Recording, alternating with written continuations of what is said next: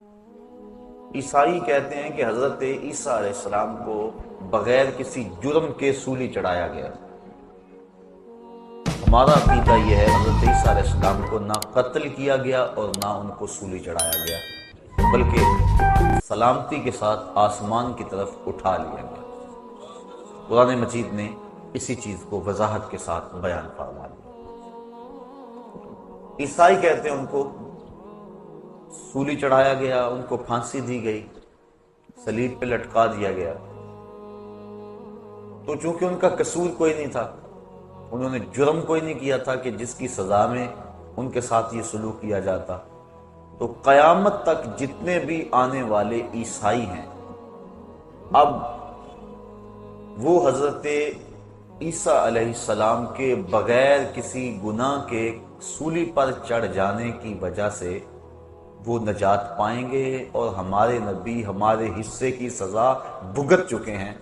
جو نہیں کیا ناکردہ کی سزا پانے کے ساتھ ان کی امت کو یہ فائدہ پہنچا کہ اب قیامت تک عیسائی جو مرضی کرتے رہیں انہیں کچھ نہیں ہوگا، ان کا نبی ان کی سزا بھگت چکا ہے۔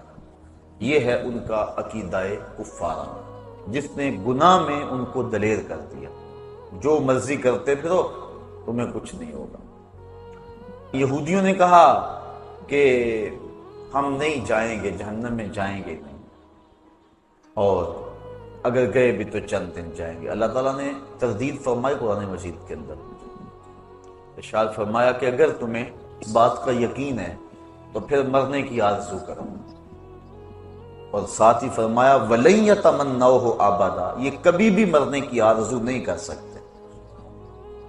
کیوں نہیں کر سکتے؟ کہ انہوں نے جو آگے بھیجا ہے انہیں پتا ہے کہ ہم نے کیا کرتوتیں کی ہوئی ہیں۔ تو یہ اپنے نفس کو تسلی دینے کے لیے، خود فریبی کے لیے انہوں نے عقیدہ گھڑ لیا کہ ہم چونکہ اولاد انبیاء ہیں لہذا میں کچھ نہیں ہو، اور انہوں نے عقیدہ کفارہ گھڑ لیا، لہذا ان کا عقیدہ آخرت کا ناقص ہے، اور ان کا عقیدہ یہود کا وہ بھی آخرت کا ناقص ہے۔ اسلام نے جو عقیدہ دیا وہ صحیح ستھرا اور پاکیزہ عقیدہ دیا کہ جو تم کر رہے ہو لکھا جا رہا ہے، اللہ کے علم میں ہے، کرامن کاتبین الگ لکھ رہے ہیں، تمہارے اعضاء الگ گواہی دیں گے، اور ایک ایک چیز تمہارے سامنے اس دن آ جائے گی۔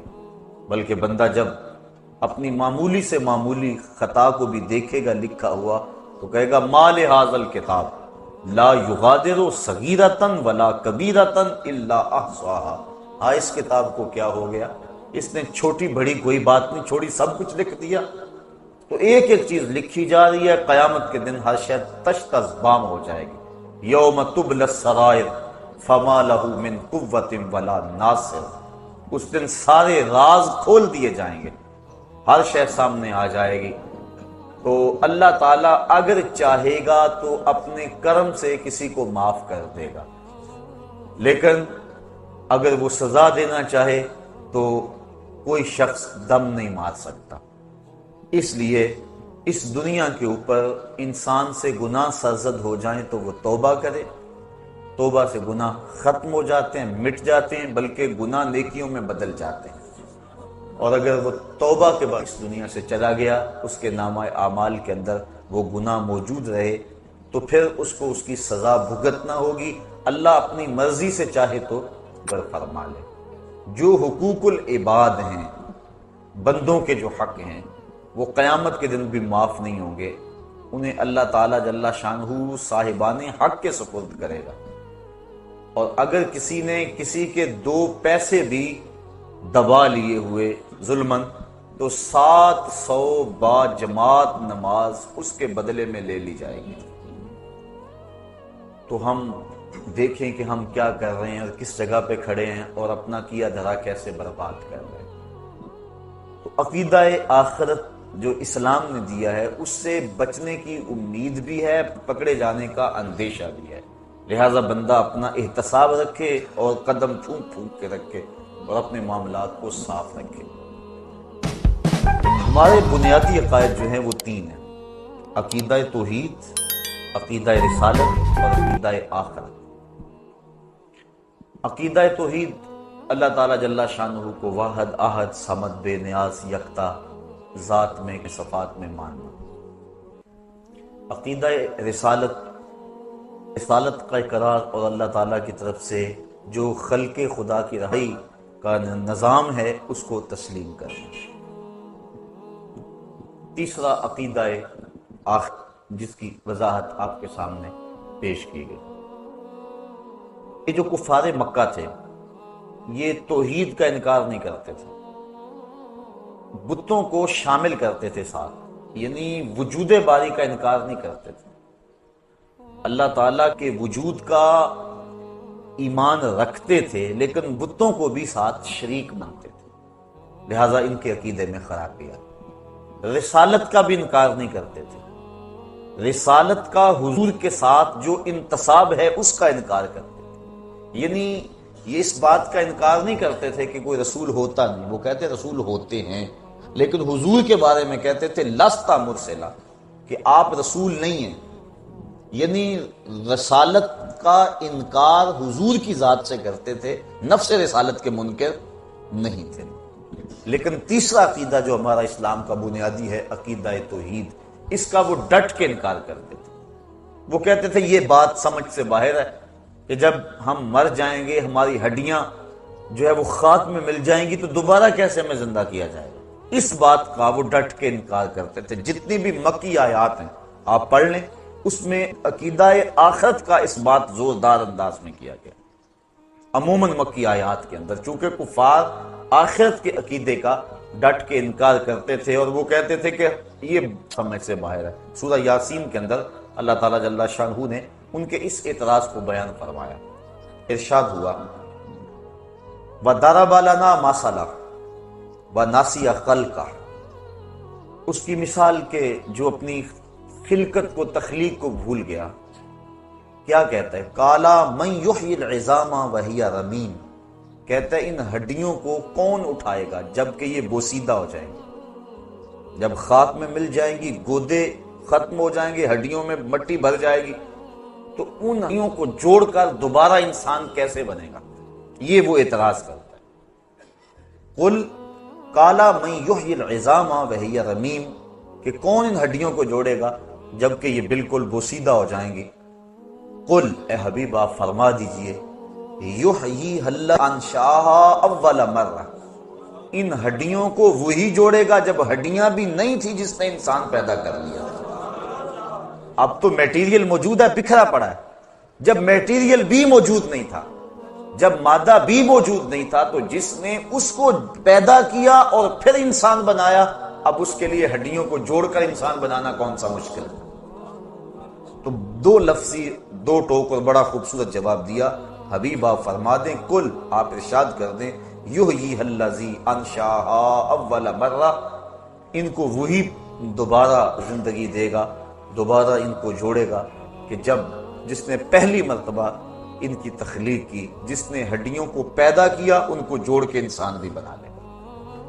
تو اور بھی دوسرے مقامات پر اللہ تعالیٰ جل شانہ نے شاف میں سورہ طارق کے اندر جس مالک نے انسان کو صلب سے اور سینے کی پسلیوں سے نکالا، یخرج من بین الصلب والترائب انہ علی رجعہ لقادر، جب انسان کو تخلیق ہوئی تو وہ سینے کی پسلیوں سے اور صلب سے نکالا گیا، تو پھر اس کی تخلیق ہوئی اور کتنی منمونی صورت دے دی گئی. تو جب مالک نے وہاں سے نکال کر اتنی خوبصورت صورت سے اس کو نوازا، تو جب یہ قبر میں چلے جائے گا تو اس کو دوبارہ کیا اٹھانے پہ وہ قادر نہیں ہے؟ جو پسلی کھینچ کے انسان کو تعمیر کرتا ہے، جو صلب کی ہڈی سے انسان کو کھینچ کے تعمیر کر لیتا ہے، تو کیا وہ مرے ہوئے انسان کو دوبارہ زندگی نہیں بخش سکتا؟ تو اس بات فرمایا گیا عقیدہ آخرت کا، اس کے دلائل قرآن مجید کے اندر جگہ جگہ پھیلے ہوئے ہیں، بالخصوص مکی آیات کے اندر اس کو بڑی وضاحت کے ساتھ بیان کیا گیا ہے. تو یہ ہمارا بنیادی عقیدہ ہے عقیدہ آخرت، کہ ہم دنیا پہ جو کچھ کر رہے ہیں اللہ کے حضور ایک ایک چیز کا حساب دیں گے. موت برحق ہے اور کسی کو موت سے چھٹکارا نہیں ہے. اور اس کے بعد برزخ کی زندگی کا آغاز ہونا ہے۔ قبر یا تو جنت کے باغوں میں سے ایک باغ ہے یا جہنم کے گڑھوں میں سے ایک گڑھا ہے۔ اس کے بعد پھر حشر بپا ہوگا، لوگ قبروں سے اٹھائے جائیں گے۔ حشر کا ایک دن 50,000 سال پہ مشتمل ہوگا۔ ترازو نصب ہوگا، لوگوں کے اعمال تولے جائیں گے، اچھے برے اعمال کا وزن ہوگا۔ آج جو پلڑا بھاری ہوتا ہے وہ نیچے کو جھک جاتا ہے، لیکن میزان کا معاملہ برعکس ہے، جو پلڑا بھاری ہوگا وہ اوپر کو اٹھے گا، کیونکہ نیکیاں نور ہوتی ہیں اور نور کی اٹھان اوپر کی طرف ہوتی ہے، تو وہ بھاری پلڑا جو ہے وہ اوپر کی طرف اٹھے گا۔ اس کے بعد پھر پل صراط سے گزرنا ہوگا، اور وہ بال سے باریک ہے، تلوار سے تیز ہے، اور جہنم کی پشت کے اوپر نصب ہے۔ کوئی بجلی کی سرعت کے ساتھ گزر جائے گا، کوئی تیز رفتار گھوڑے کی طرح گزر جائے گا، کچھ پیدل انسان کی طرح، اور کچھ جو ہے وہ جس طرح انسان بڑی مشکل سے چلتا ہے، جس کے پاؤں ہاتھ نہ ہو، اس انداز سے سست روی سے چلے گا، اور کچھ کٹ کر اس کے اندر گر پڑیں گے۔ اور جہنم اور دوزخ اللہ تعالیٰ کے قہر و غضب اور اس کی رضا کے مظہر ہیں۔ جس پہ اللہ راضی ہوگا اس کو جنت میں بھیجے گا، جس پہ ناراض ہوگا اس کو جہنم میں ڈالے گا۔ جہنم کی آگ جو ہے وہ اس دنیا کی آگ کے بدلے میں 70 گنا تیز ہے، بلکہ علماء لکھتے ہیں کہ اگر اس جہنم سے کسی شخص کو نکال کر اس دنیا کی آگ میں ڈالا جائے تو اسے نیند آ جائے، یعنی اس قدر تیز ہے وہ اس آگ کے مقابلے میں۔ جبریل امین سے حضور نے پوچھا کہ مجھے جہنم کے عذابوں کا تذکرہ سناؤ۔ عرض کی حضور سب سے ہلکا عذاب جہنمی کو جو دیا جائے گا وہ یہ ہے کہ اس کے پاؤں میں آگ کے جوتے ہوں گے، باقی پورا بدن اس کا سلامت ہوگا، صرف پاؤں میں آگ کے جوتے رکھے جائیں گے۔ یہ خفیف ترین عذاب ہے۔ یغلی منہما دماغہ، جوتے پاؤں میں ہوں گے لیکن دماغ پگھل کے ناک اور کانوں کے راستے سے باہر آ جائے گا۔ یہ سب سے ہلکے عذاب کی کیفیت ہے۔ جو سخت عذاب ہے الیاذ باللہ، اس میں بڑی بڑی گہری وادی ہیں، جہنم میں اس میں چیخے گا، پکارے گا، 70 سال تک اس کی آواز کوئی نہیں سنے گا، اور 70 سال کے بعد داروغہ جہنم جھڑک کے کہے گا بول کیا بولنا ہے؟ وہ کہے گا کہ مجھے پانی دو، تو اس کو پھر پانی دیا جائے گا۔ کون سا پانی؟ مائے معین نہیں، سلسبیل نہیں، کوثر نہیں، تسنیم نہیں۔ کون سا پانی؟ اس کو مائے حمیم پلایا جائے گا اور غسلین دیا جائے گا۔ مائے حمیم اتنا گرم اور کھولتا ہوا پانی ہوگا کہ جب اس کو کٹورے میں ڈال کر اس کے سامنے رکھا جائے گا، وہ پینے کے لیے منہ آگے بڑھائے گا، اس سے اٹھنے والی بھاپ سے اس کے منہ کی کھال ادڑ کے اس پیالے میں گر پڑے گی، لیکن اس کے باوجود اس کو پینا پڑے گا۔ یہ اس کے عذاب کی ایک صورت ہوگی۔ اور غسلین جہنمیوں کے پیپ کا پانی ہوگا۔ اللہ اکبر، الیاذ باللہ، اور وہ اتنا بدبودار ہوگا۔ امام ابو رجب حنبلی لکھتے ہیں اگر غسلین کا ایک قطرہ اب دنیا پہ ڈال دیا جائے تو اس کی بدبو سے انسان تو انسان رہے، جانوروں کے دماغ بھی پھٹ جائے، اور اس کو وہ پانی پینا ہوگا۔ اس نے اللہ کی نافرمانی کی، اس کے حکموں کو توڑا اور اپنی منشا اور مرضی اور خواہش کے مطابق چلتا رہا، تو کل قیامت کے دن سخت اس کو تکلیف اٹھانا ہوگا۔ جنت اللہ کی رضا کا مظہر ہے، اور وہاں زمین کستوری کی ہے۔ اللہ تعالیٰ جل شانہ نے اس کو رنگا رنگ باغوں سے سجایا ہوا ہے۔ مائے معین، کوثر، سلسبیل کی نہریں چلتی ہیں، دودھ کی نہریں چلتی ہیں۔ 500 سال کی مسافت پر اونچے اس کے درخت ہیں جن کے اوپر پھل لٹک رہے ہوں گے، اور جب جنتی آرزو کرے گا شاخ جھک کے منہ کے قریب جائے گا۔ مختلف پانی اس کو دیے جائیں گے، لیکن سب سے بڑا جنتی کے لیے اعزاز یہ ہوگا، پورے پلائیں گی اس کو، غلمان پلائیں گے، لیکن سب سے بڑا اس کے لیے یہ اعزاز ہوگا وَسَقَاهُمْ رَبُّهُمْ شَرَابًا طَهُورًا، کہ ان کا رب دستے کرم سے شراب طہور کے جام پلائے گا۔ تو یہ ساری چیزیں آخرت سے متعلق ہے، جہنم اور جنت، پلسرات، میدان حشر۔ میدان حشر کی سختیاں بھی بہت ساری بیان ہوئی کہ لوگ اپنے اپنے گناہوں کے سبب سے پسینے میں شرابور ہوں گے۔ حضور ارشاد فرمایا کہ لوگ قبروں سے برہنہ اٹھائے جائیں گے۔ ام المومنین حضرت عائشہ صدیقہ رضی اللہ تعالیٰ عنہ کب کپا گئی، کہا حضور ایک دوسرے سے شرم نہیں آئے گی؟ فرمایا عائشہ معاملہ تو اس سے بھی سخت ہے، کسی کو ہوش رہا تو شرم آئے گی نا، ہر ایک کے طوطے اڑے ہوئے ہوں گے، ہوش اڑے ہوئے ہوں گے، عجیب کیفیت ہوگی۔ اللہ اکبر، لوگ اپنے اپنے گناہوں کے سبب پسینے میں شرابور، کوئی گھٹنوں تک، کوئی ٹخنوں تک، کوئی کمر تک، اور کسی کو پسینے کی لگام دی جائے گی، اور وہ یہ یوں ہی پسینہ نہیں ہوگا جس طرح ہمیں پسینہ آتا ہے، وہ گرم ہوگا، گرم۔ اگر اس کا ایک قطرہ احد پہاڑ پہ رکھا جائے تو وہ پگھل جائے، اور اس پسینے کا ایک قطرہ اگر دنیا پہ ڈال دیا جائے بدبو سے دماغ پھٹ جائے۔ اس پسینے سے اپنے اپنے گناہوں کے سبب سے لوگ شرابور ہوں گے، لیکن کچھ لوگ ایسے ہوں گے تو اللہ کی رحمت کے سائے ملیں گے۔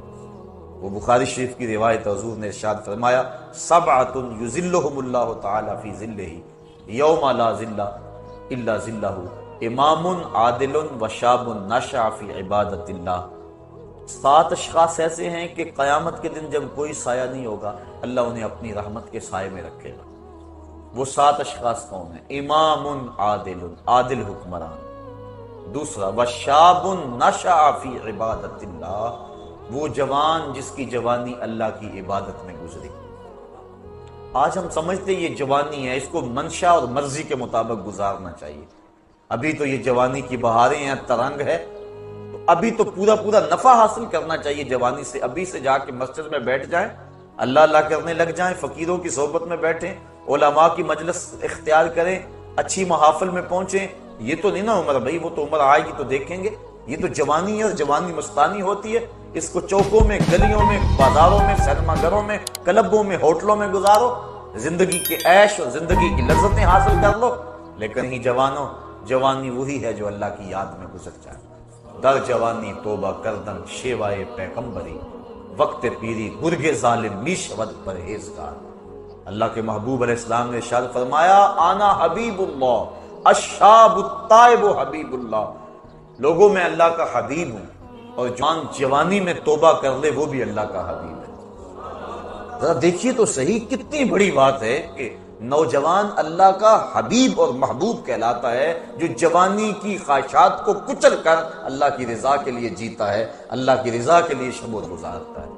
آقا کریم فرمایا وَشَابٌ نَشَأَ فِي عِبَادَةِ اللَّهِ، وہ جوان جس کی جوانی اللہ کی عبادت میں گزری، کل قیامت کے دن جب کوئی سایہ نہیں ہوگا، اس کو اللہ کی رحمت کے سائے نصیب ہوں گے، عرش الہی کے ٹھنڈے سائے تلے، اور جو اس سائے تلے ہوگا اس کو نہ پیاس ہوگی، نہ بھوک ہوگی، نہ رسوائی ہوگی، اور اس کو جام کوثر دیا جائے گا، اور جس کو جام کوثر مل گیا، ایک گھونٹ بھی اگر اس کا پی لیا تو 50,000 سال کے دن میں ایک لمحہ بھی اس کو پیاس نہیں لگے گی۔ یہ زندگی جس پہ بھروسہ کرتے ہیں، اس کی اوقات اور حیثیت کیا ہے؟ ہم پتہ نہیں کیوں غافل ہو گئے، ہم نے کبھی اس پہ سوچا ہی نہیں ہے کہ ہم تھوڑے سے عرصے کو خوبصورت بنانے کے لیے، رنگین بنانے کے لیے، پر آسائش بنانے کے لیے اس زندگی کو برباد اور تباہ کر لیتے ہیں جو ابدی اور سرمدی اور نہ ختم ہونے والی۔ آپ ذرا اندازہ کیجئے ہماری ساری زندگی کتنی ہے؟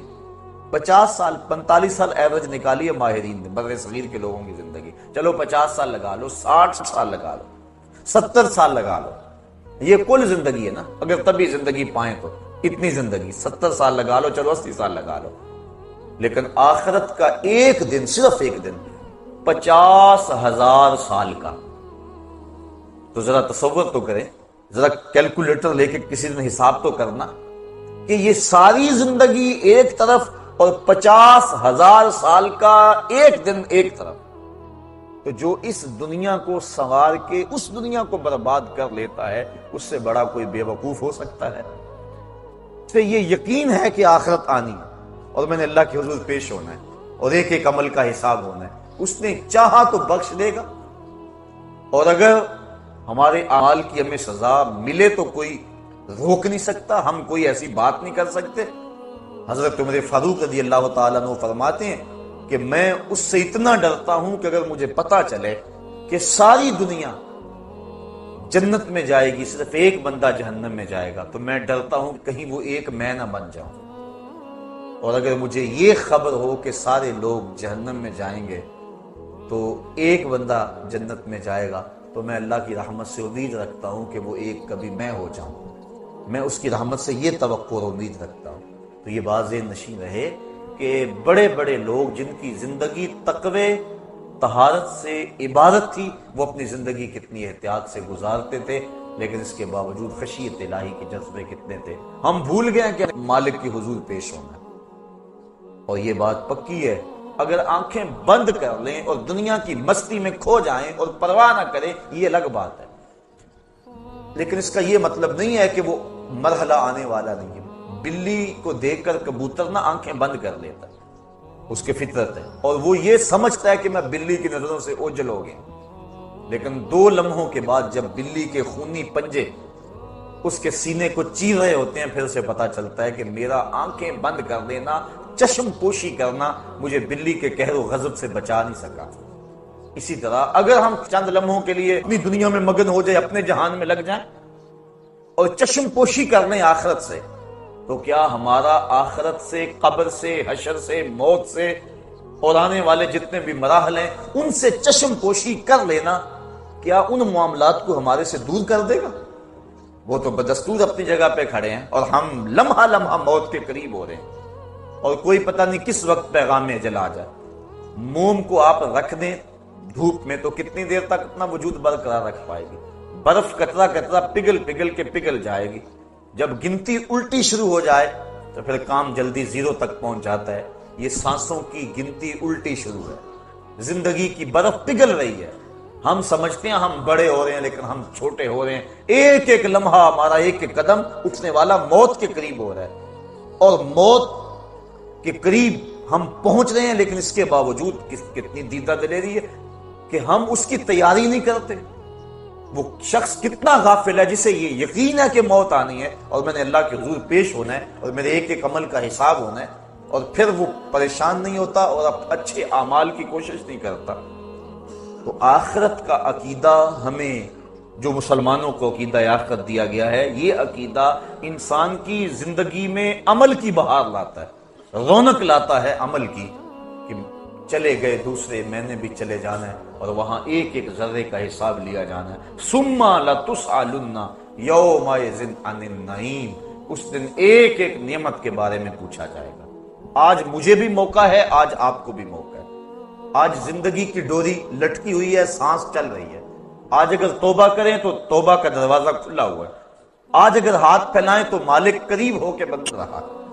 ابھی مغرب سے سورج طلوع نہیں ہوا، ابھی باب توبہ واہ ہے، کھلا ہوا ہے، ہماری زندگی، صحت، سب کچھ موجود ہے۔ اب اگر ہم اس کے حضور توبہ کے آنسوؤں سے اپنے گناہوں کے دفتر میں لکھی ہوئی بدیوں کو مٹانے کی کوشش کریں تو وہ مٹ سکتی ہیں، بلکہ وہ نیکیوں میں بدل سکتی ہیں، چونکہ اللہ تعالیٰ نے قرآن مجید میں فرمایا ہم ان کے گناہوں کو نیکیوں میں تبدیل کر دیتے ہیں جو سچی توبہ کرتے ہیں۔ التائب من الذنب کمن لا ذنب لہ، گناہوں سے توبہ کرنے والا ایسا ہے جس طرح اس نے کوئی گناہ کیا ہوا ہی نہیں ہے، سارے گناہ اس کے مٹ جاتے، وہ ایسے پاک ہو جاتا ہے جس طرح ماں کے پیٹ سے اس نے جنم لیا ہو۔ یہ کتنی کرم نوازی، اگر ایسا موقع بھی نہ دیا جاتا، جو کر لیتے اس کی سزا ہو کے ہی رہنی ہے، پھر تو پھنس گئے تھے، مسئلہ بن گیا تھا۔ لیکن یہاں ہے تم نے جتنے مرضی گناہ کیے ہیں، آؤ مالک کی چوکھٹ پہ آ جاؤ، ندامت کا اظہار و شرمسار ہو جاؤ اور ہاتھ پھیلا کے کہو مالک ہم سے غلطی ہوگی، ہم تجھے بھولے رہے، دنیا کی بھول بھلیوں میں پھنسے رہے، ہمیں پتہ ہی نہیں کھتے تیرے حضور ہم نے پیش ہونا ہے، اور اس کا اذعان و یقین تو تھا، لیکن شیطان نے ایسی غفلت طاری کر دی کہ ہم سے کتنی خطائیں سازد ہوگی۔ اب دیکھ تیرے بندے پلٹ کے بالآخر تیری چوکھٹ پہ آ گئے نا، مالک تو کریم ہے، ہمیں معاف کر دے۔ اللہ تعالیٰ فرشتوں کو کہتا ہے میرے فرشتوں دیکھو یہ میرا بندہ بالآخر میرے در پہ ہی آیا ہے نا، تم گواہ ہو جاؤ میں نے اپنے اس بندے کی مغفرت فرمائی۔ آقا کریم صلی اللہ علیہ وسلم نے ارشاد فرمایا جب کوئی بندہ جنگل میں جا رہا ہو تو جنگل کے اندر اس کا اونٹ گم ہو جائے جس کے اوپر اس کے کھانے کا سامان بھی تھا اور اس کے پینے کا پانی بھی تھا، اور وہ سو گیا، اونٹ گم ہو گیا۔ اب وہ اٹھا، دائیں بائیں دیکھا، اونٹ نہیں مل رہا، صحرا ہے۔ اب اس کا کھانا بھی وہی، پانی بھی وہی اسی اونٹ پہ۔ اب وہ موت کا انتظار کرنے لگا تھک ہار کے، اور اچانک اس کی آنکھ لگ گئی۔ پھر جب اس کی آنکھ کھلی تو اونٹ جو ہے وہ اس کے پاس کھڑا تھا، تو وہ بڑا خوش ہوا اور کہنے لگا اے اللہ، میں تیرا رب اور تو میرا بندہ۔ کہنا تو یہ تھا نا کہ میں تیرا بندہ اور تو میرا رب۔ تو اس نے جلدی میں اور اس قدر سے خوشی ہوئی کہ خوشی سے مغلوب ہو گیا، اور اسے لفظ بھی یاد نہ رہے کہ میں کیا کہہ رہا ہوں۔ تو اس نے یہ کہہ دیا کہ اے میرے اللہ، تو میرا بندہ اور میں تیرا رب، یعنی اس نے یہ خوشی سے کہا، اس قدر مغلوب ہو گیا۔ تو فرمایا کہ صحابہ، اس بندے کو جب اونٹ مل گیا اور اس نے مغلوب ہو کے یہ بات کہی، بتاؤ اس کو اونٹ ملنے سے کتنی خوشی ہوئی؟ کہا کہ حضور بہت زیادہ۔ فرمایا جس قدر اونٹ ملنے سے اس کو خوشی ہوئی، جب بندہ توبہ کرتا ہے اللہ اس سے بھی زیادہ خوش ہوتا ہے۔ تو ذرا دیکھو تو صحیح، بلا جس نے جرم کیا ہوا ہو، جو بھاگا ہوا ہو، جب پلٹ کے آئے تو کیا حالت ہوتی؟ باپ کے گھر سے بھاگا ہو یا ماں کے پاس سے بھاگا ہو، استاد سے بھاگا ہو یا تھانے سے بھاگا ہو، جیل خانہ سے بھاگ گیا ہو یا کسی اور جگہ سے بھاگ گیا ہو، بھاگا جب پلٹ کے آتا ہے تو اسے پتہ ہوتا ہے کہ میرے ساتھ کیا سلوک ہونے والا ہے، لیکن یہ ڈر ایسا ڈر ہے، جب بھاگا ہوا پلٹ کے آتا ہے اللہ کی رحمت بڑھ کے اس کا استقبال کرتی ہے۔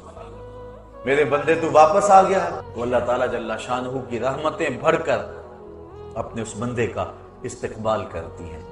تو اس عنوان سے بہت کچھ کہا جا سکتا ہے، میں یہی کہوں گا کہ آج موقع ہے، اللہ نے صحت دی ہے، اللہ نے جوانی دی ہے، اگر کوئی بڑھاپا ہے تو بڑھاپے میں بھی توبہ۔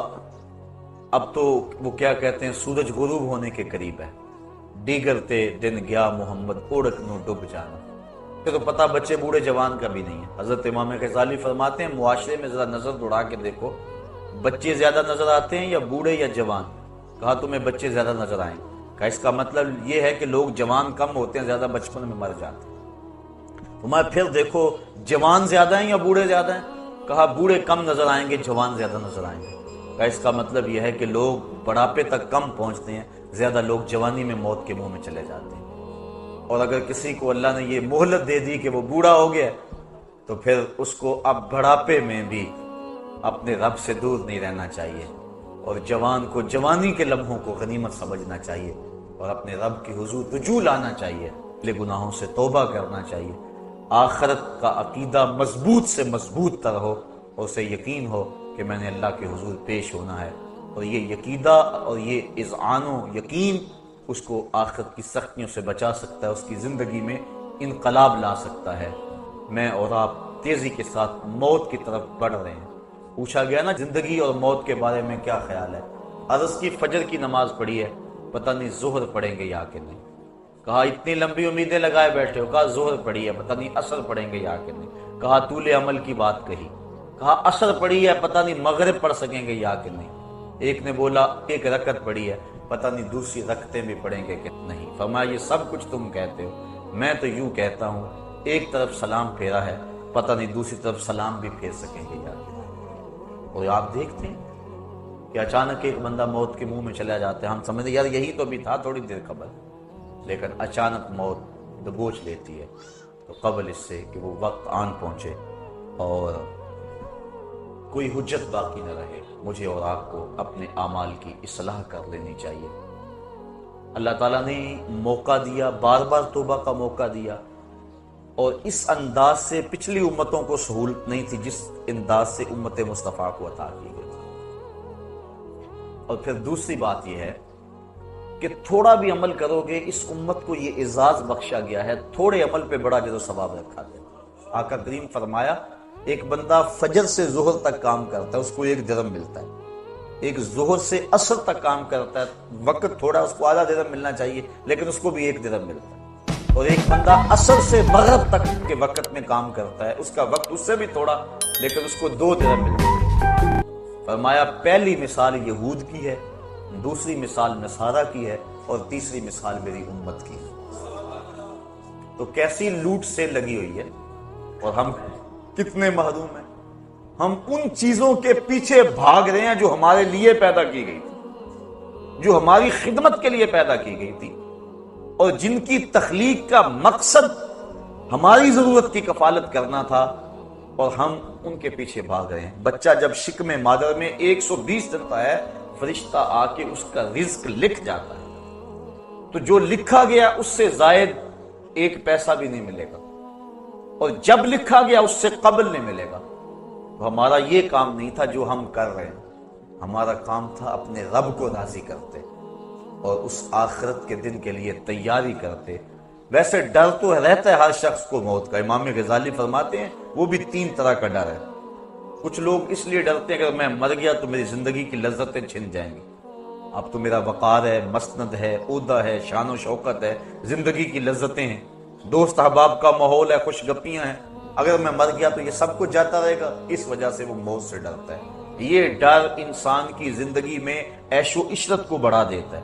بابر بعیش کوش کے عالم دوبارہ نیست، بابر عیش کر لو کہ زندگی بار بار نہیں ملے گی۔ یہ ڈر مذموم ڈر ہے۔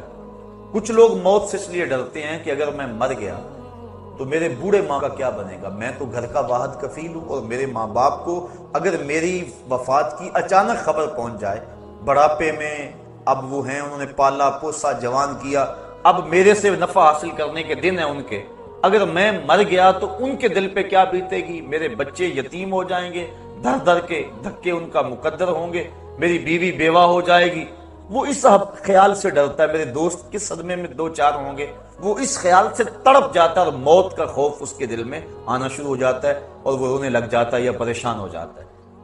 یہ ڈر بھی انسان کی زندگی میں لالچ کو، ہوس کو بڑھا دیتا ہے۔ اکٹھے کر لو تاکہ بعد والے پریشان نہ ہو، جو کچھ آج کل ہے ہو رہا ہے۔ تیسرا ڈر امام غزالی فرماتے ہیں ایک مومن کا ڈر ہے، اور وہ سوچتا ہے اگر میں اچانک اب مر جاؤں تو میرے پلے کون سا نیک عمل ہے جو لے کر اللہ کے حضور پیش ہو سکوں گا، میرے پلے کمائی کون سی ہے۔ ماضی کو دیکھوں تو گناہوں سے لتھڑا پڑا، اعمال کا دفتر دیکھوں تو خالی، تو کون سی شے ہے میرے پلے، کس منہ سے جاؤں گا اپنے رب کے۔ ہاں، حضرت سری سختی ایک بزرگ ہیں، حضرت جنید بغدادی کے شیخ اور ماموں لگتے ہیں رشتے میں، فرماتے ہیں میں تو اس بات سے ڈرتا ہوں کہ اپنے رب کا سامنا کیسے کروں گا، اس نے مجھے کیا دیا اور میں نے کیا کیا اس کے لیے۔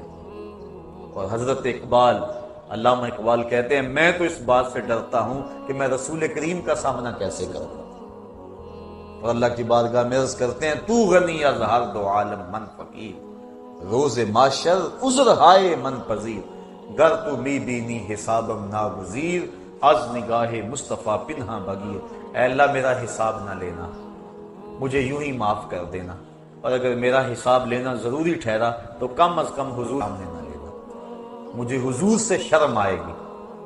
تو دیکھیے یہ تھا خوف، یہ تھی خشیت، تو یہ مقصد موت کا، یہ اس انداز سے ڈر کہ اگر میں اچانک مر جاؤں تو میرے پلے کون سا نیک عمل ہے۔ اور آج کل تو آپ دیکھ رہے ہیں کہ اچانک موتیں واقع ہو رہی ہیں، بندہ توبہ کو مؤخر کر دیتا ہے، وہ کہتا ہے کہ یار ابھی میری عمر نہیں ہے انشاءاللہ، کوئی کہتا ہے بس شادی میری ہو لے پھر اس کے بعد میں یہ کروں گا، کوئی کہتا ہے بس میں ریٹائرمنٹ لے لوں اس کے بعد میں نے حج کرنا ہے، پھر بچوں کی شادیاں کرنی ہے، پھر میں ہوں گا، مسجد ہوگی۔ یہ ایسے باتیں کر رہے جس طرح سب کچھ اس بندے کے قبضے میں ہو، کس نے یہ سب کچھ کرنا ہے، جبکہ یہ تو اپنی ایک سانس کا بھی مالک نہیں ہے، اسے تو ایک سانس کا نہیں پتا جو اندر گئی ہے وہ باہر آئے گی کہ نہیں، جو باہر ہے وہ اندر جائے گی کہ نہیں۔